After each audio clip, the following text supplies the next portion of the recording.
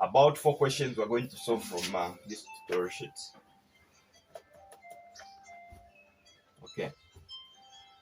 So of course I need to mention that when we are determining the KC, the equilibrium expression in terms of concentration, we divide the products, of course, raised to their stoichiometric powers. In a case where we have, for example,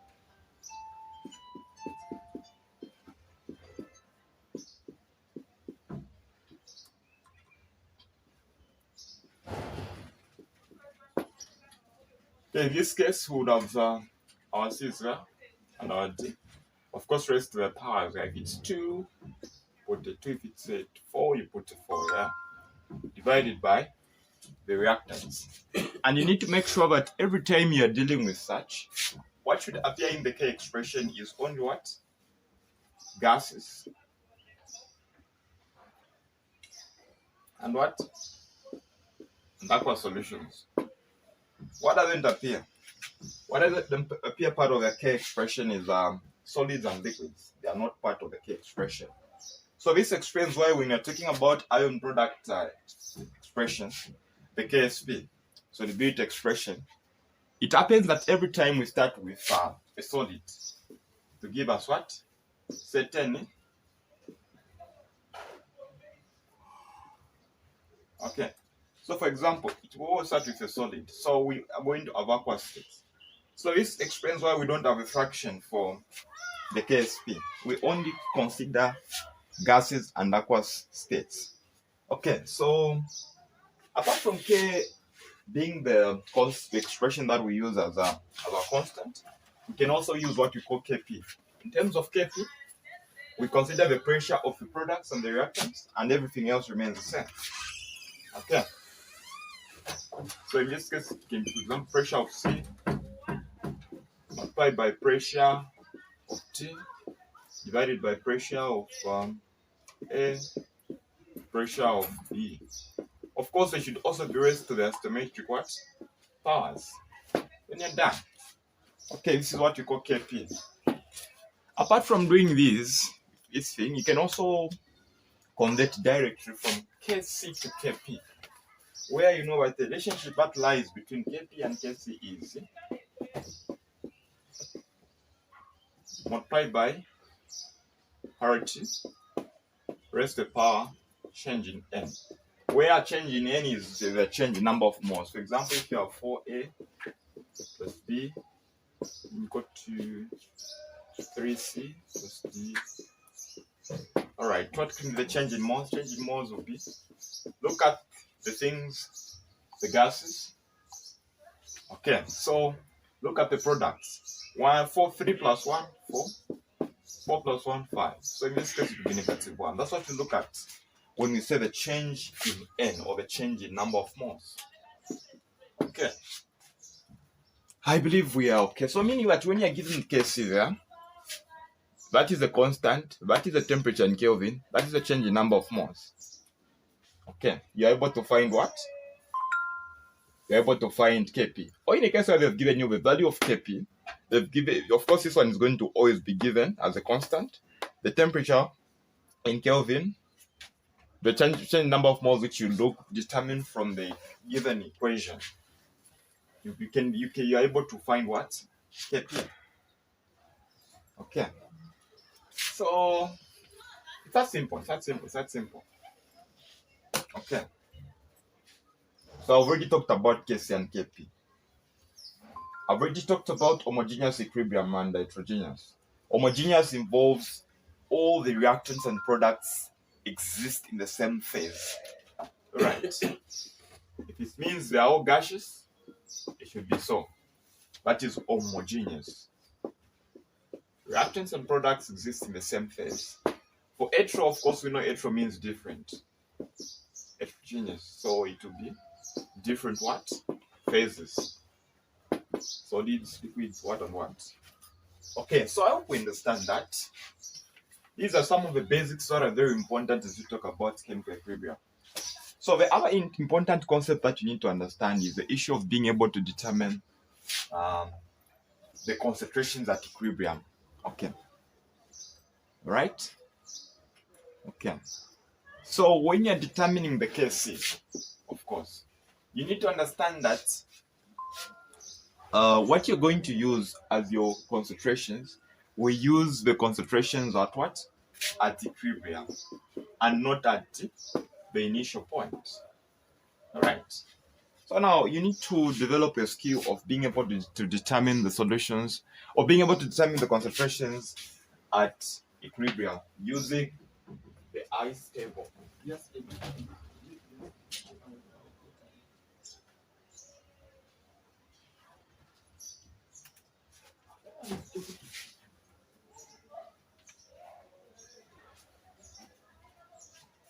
All right.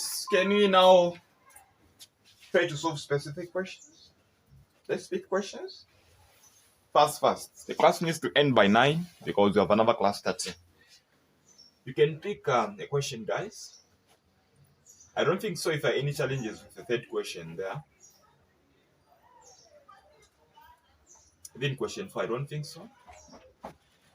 Maybe a bit of some explanations on question 5, guys.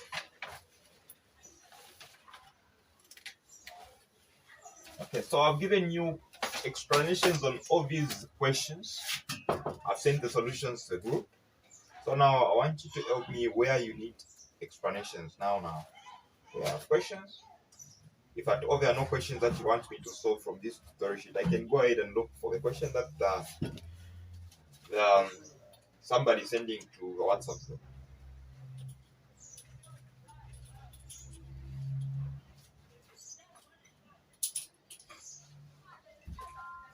So question 6. Okay, question 6. All right. You covered. You can open the solutions. I explain how I moved.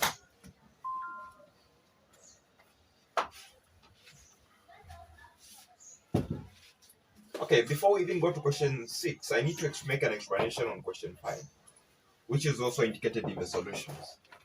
Okay. So whenever you're dealing with the volume affecting the reactants and the products, okay, because question 5 says, predict the shift in the equilibrium position that will occur for each of the following reactions when the volume of the reaction is increased, right? So you increase the volume, what happens? So immediately you increase the volume, what is going to happen is that the equilibrium position is going to favor what? Where there is a great number of moles.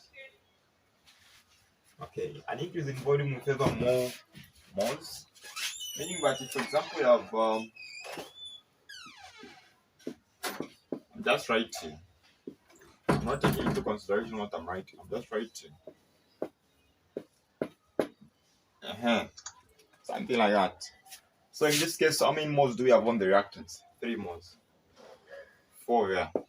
So when you increase the volume of this reaction, the equilibrium position is going to favor what? The right hand side, because there's a greater number of what? Of moles. When you reduce the volume, it will be the opposite. Okay? Because when you increase the volume, it means that the one with a greater number of moles will have more space. So the reaction will favor it so that it is produced to cover up the what? The gap. Now when the space is reduced, this one has to be converted to smaller than moles, which is 3. Because of course we are told, according to, is it Gay-Lussac's law? That gases occupy the same volume. Gases measured at the same room temperature and pressure cover or occupy the same what? Volume. Okay, so meaning that where there is a greater number of moles, we expect to be a greater what? Volume. For example, is it at room temperature and pressure? Where they say it's 24 decimeter cubic, covered by a gas. 1 mole of a gas. So meaning that the greater the number of moles, the greater the volume. So if you increase the volume, you allow more space for the side where there is a greater number of moles to occupy.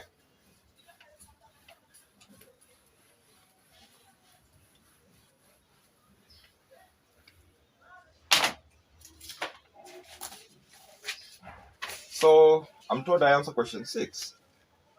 I told you to go to the solutions. Have you gone to the solutions?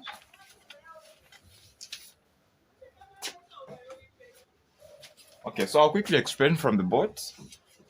So the question says if at particular temperature 12 moles of sulfur, so 12 moles of SO3 is pressed into a 3 liters what?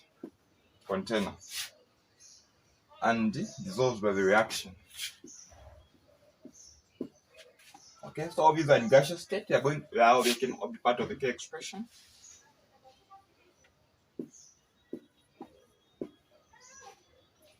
So are we together in Monday question?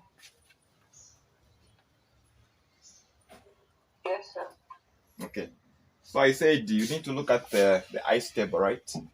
Always write ice, where I is for the initial concentration, C is the change, then E is the equilibrium position. Alright. What do we need to look at now? So we need to determine the initial concentration of this from the given information. And you know that concentration is given by the number of moles divided by what? The volume. So the number of moles, 12, divided by 3 liters, which would be what? 4 molar concentration, right?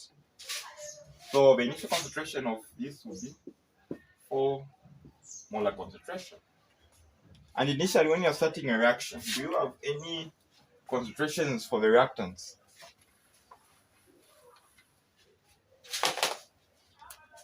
No. So the change depends on what?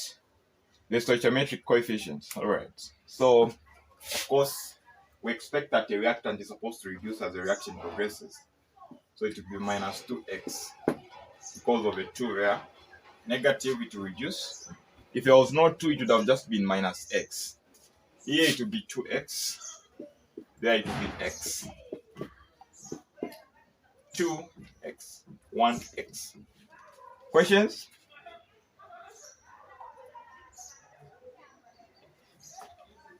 No. For the equilibrium, you subtract, you add 4 minus 2x, 2x, x. So I said K expression depends on what? Would depend on the... Okay, if I finished reading the question. Okay. So, okay, there's another piece of information that I didn't put into consideration. At equilibrium, 3 moles sulfur dioxide is present. So 3 moles at the end. Sulfur dioxide, 3 moles. So of course we know the container is going to be the same, right? 3 liters. So the concentration will be what? 1 molar concentration. Okay. And we know that plus this should be able to give us 1. So 0 plus 2x is supposed to give us 1. Therefore x is equal to 0.5, right? Are we together? This plus that is supposed to give us this. Yeah. So if we find the value of 0.5, we can now substitute in all in the equations. So there it can be 1 over 2. And there it will be 0.5 molar concentration. So 2 multiplied by 1 over 2, that is going to be a 1, right? 4 minus 1 is going to be what?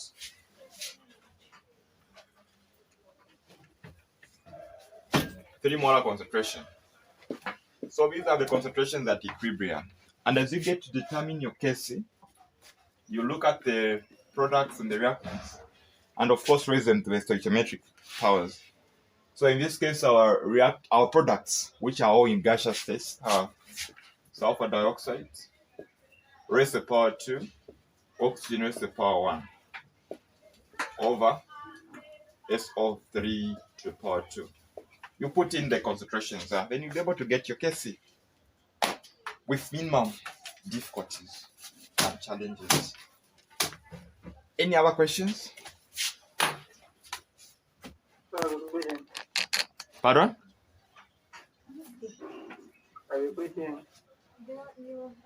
All right, so you can ask. Like when they we have this as the concentration, the molar concentration of the product. It means that the arithmetic place here, which is 2 is one. For example, here is 1.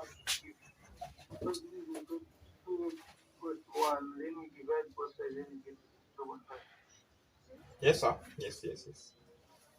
And I need to mention that it's not always the case that your initial concentrations are going to be 0. Sometimes you may start with a reaction where you have a concentration for both the reactants and the products. So you consider that to be your initial concentrations. Then unless stated as equilibrium, if not stated as at equilibrium, then it's for the initial stage as you start the reaction. All right, so we have about 14 minutes. Any other question that I need to solve? Or I now talk about solubility expressions and Number 9. question 9.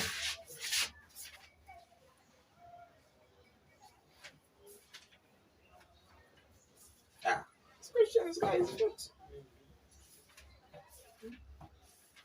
Is there any question that is hard there? Okay, your water, which is in what? In gaseous state, that is vapor, of course, plus chloride 2 oxides. Giving us what? 2HOCl, right? Which species at equilibrium for each of the following cases? Where you have 1 gram of water, 2 grams of fat, 1 liter. So you have 1 gram, you have 2 grams, then the container is 1 liter.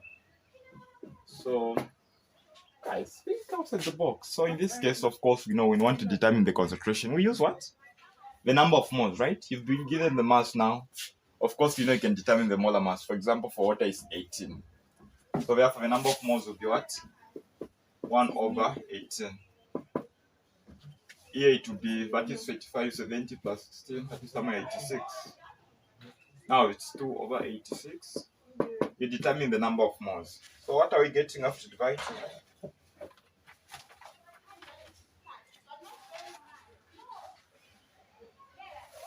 I hope I'm right. And from the questions, from the solutions that I've given you, I think I've gone too far. Yeah. Actually, it's supposed to be just a few steps. Okay.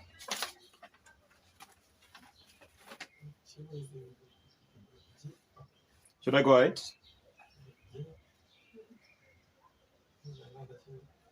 So repeat the point for the number of moles. How do you determine the number of moles using the mass? It's a question to you now. Mass divided by molar mass. Of course, you know the molar mass. You've been given the mass. It's that simple. You've got 10 Monday. Yeah.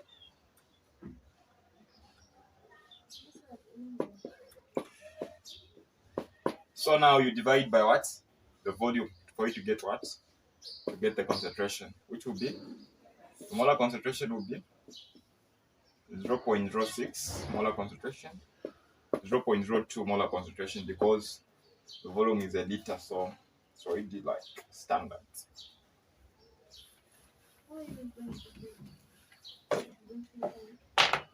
So what were we given? We were given for water, which is 0.06.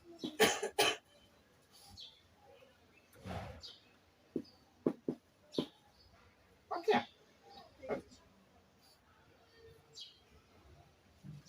I think that's all we're given. So this is consider that to be our initial concentration.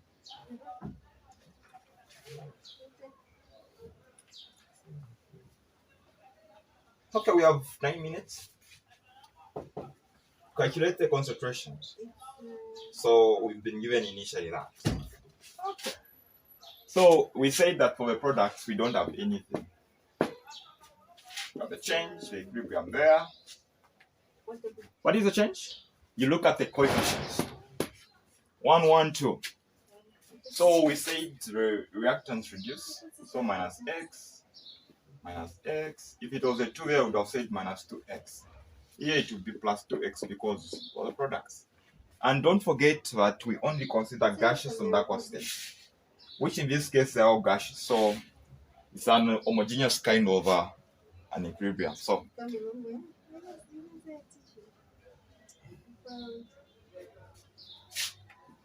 0.06 minus x minus x. So what is the question asking us to find? The question is asking us to find what? Oh yeah, the concentration at equilibrium. So meaning that if we're able to find the value of x, we're able to determine what? We're able to determine the concentrations at equilibrium by just plugging in the value of what? X. So you know that your k can be given by, what are the products? There's just one. It's 2x there. Raised to the stoichiometric power of 2 divided by 0.06 minus x multiplied by 0.02 minus x. So whenever the k is it less than a 1? We can just cancel out all these parts to avoid coming up with a complicated quadratic function because it doesn't have an effect on the answer. So this part, whether it's minus or plus x, you cancel it out like that. So meaning that all you have to do is just deal with the product. If you can check from my solutions there, these answers were solved like about some months ago. So yeah, I took a long cut by using the quadratic function. But you can go direct like this, you'll see that you're going to get the same answer. So to save on time, don't do that. Okay. So your k has been given to be 0.09. Right? Multiply this by what? Multiply by 0.09. Then, of course, 2x to the power 2 is going to give you 4x squared. Okay. So this by that, divided by 4, find the square root, and you'll be able to find the value of x. Then to find the equilibrium concentration, substitute the value for x. Then you're done. Questions? So if we cancel out does the k value still remain the same?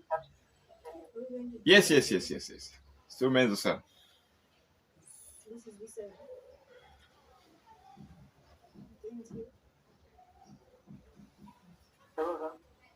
Yes, sir. Yes, sir. I've shared the question in the group. You can look. Okay. I'll look at your question. It's just that the phone is what I'm using as a camera now. Then we just have about 6 minutes. So, of course, we're meeting. We'll have another class in the afternoon. So, still time. Let me talk about solubility things before we end the class. Which question can we look at? Of course, question 10, there are no problems, there are no challenges. Yeah? Let me solve one from 11. Okay.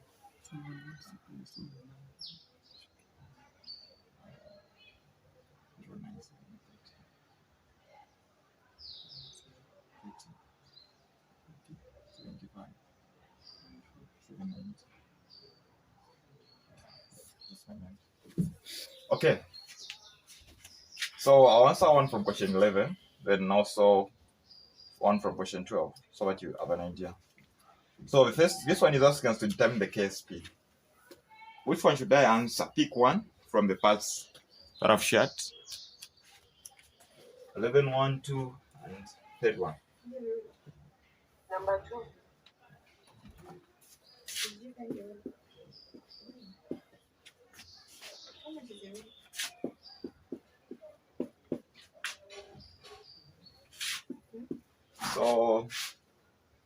So what? The solubility has been given to be 6.2 times 10 to the power negative 12. So when you're in an exam or you're answering questions, just take it as like a challenge from your friend, okay? Don't be stressed. These things are very easy. Don't take them so personal. Just, take things easy, then you'll be able to hammer them. Otherwise, if you become too serious and you're scared, you will not do anything. Okay. Just take them as a challenge from your friends. All right. So yeah, when you're dealing with solubility expressions and the like, all you have to do is make sure you split what you've been given. Of course, it's going to be in solid state. Okay. So how many lead ions do we have here? We have, from the subscript, you are told how many. Then the charge obviously is going to be 2 plus. Okay. So this is supposed to be on the left. Then this is what you're getting as our results. Plus PO4, a radical. How many are they? There are 2. Of course, with a charge of 3 minus. Okay.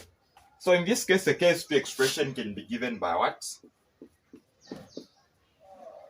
So here the good part is that the solubility is the same. Okay? That's a good part. So you can just use the value of x. You can just use x, for example, to represent both this one and the other one there. Okay. So we have what? 3x, right? It should be raised to the power of 3 multiplied by 2x, which should also be raised to the power of what? 2. So I'm looking at the stoichiometric power as well. Then we don't divide by anything because we start with a solid. So meaning that we just have what? Soluble products. Questions?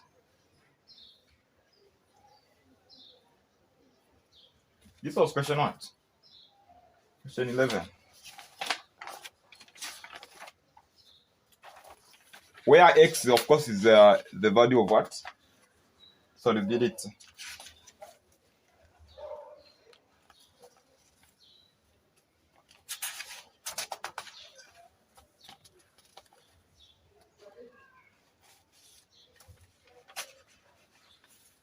So when you begin to reduce this is going to be 3 by 3 over 2 to 27 x to the third power multiplied by 4x squared, which will be equal to 108 x to the power 4, which is going to be equal to what? Have we been given the solubility expression? Or that's what you're finding? Or we're finding KSP? Wow. Okay. So you've been given a solubility expression of a solubility value, which is in molar concentration. So just plug it in where there's x there. Then you found the answer. Questions?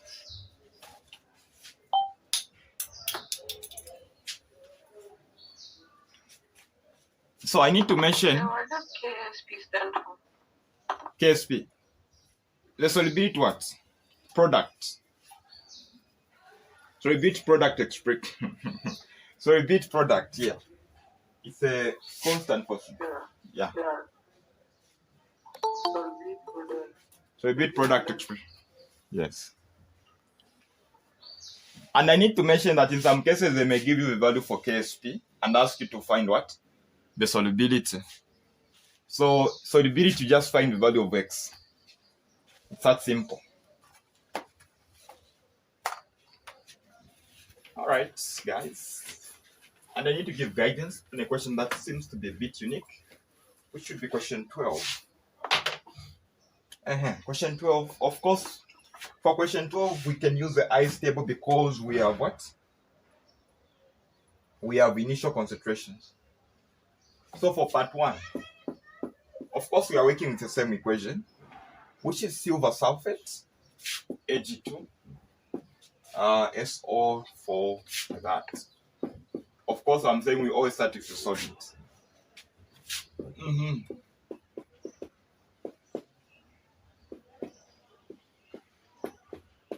Like that. So when you write the ice table, when you draw an ice table like that, of course, the solid doesn't appear. So look at the initial for the others there. So initially, did you have any concentration?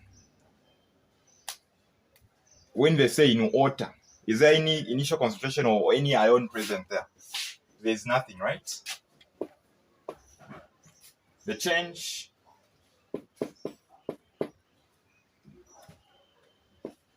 so it becomes 2x x. As you write your kxp, it will be 2x to the power 2 for x squared multiplied by x, which will be 4x to the third power. So the question says find what? You've been given the KSP, so find the solubility. So you plug in the value for the KSP on the left hand side, then find the value of what? Value of x. That was question 12. Have we understood? That's like straightforward. That's like straightforward. Now, like in the second part, I think that's where I need to give a good explanation.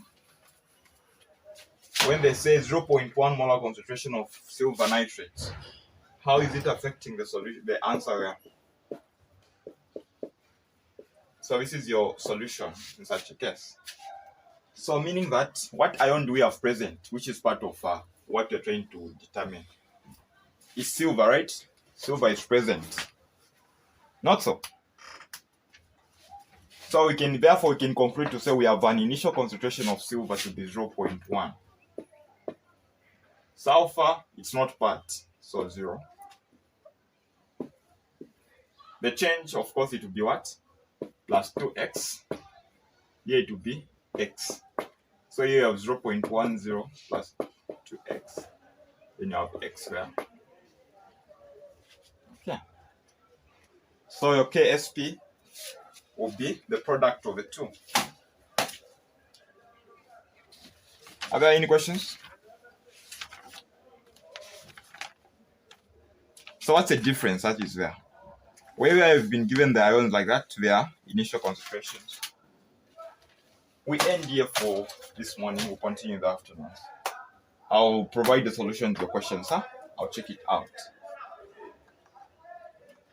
We're done. Bye-bye. All right, then. Okay.